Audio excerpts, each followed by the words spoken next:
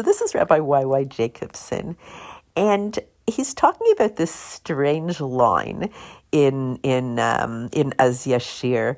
It says, God says that the sea will split, and it splits, and the people walk through, and then he says, okay, now the water is going to go back, and the water goes back, and all the Egyptians are drowned. And at the very end, it repeats a line, and it says, Uvbnei Yisrael halchu biyabasha betoch hayam. Slightly different wording, but basically it says, the children of Israel walked on the dry land amidst the sea. But we already knew that. So what's going on here? So there were these two troublemakers, and their names were Datan and Aviram.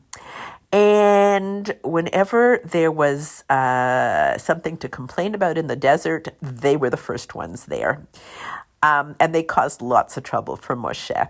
But who were they really?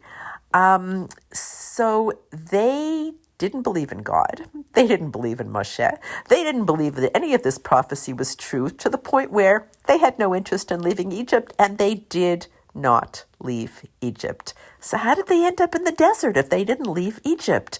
So what we know about them is when Pharaoh said, I am no longer going to give you straw from the bricks, there were these taskmasters who took the beatings for the Jewish people, and then they went and they screamed to Moshe, and they said, what have you done? That was Datan and Aviram.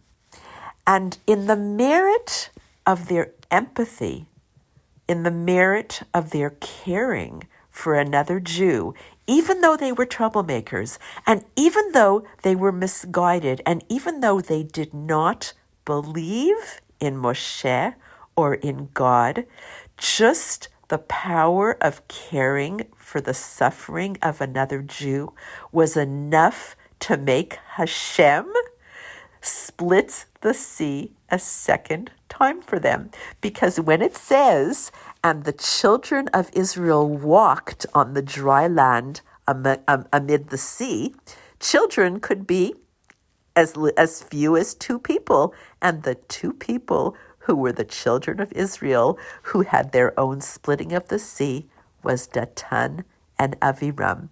And we say this verse is the last verse in Az Yashir that you say every day. It's the power of caring for another person. Wow.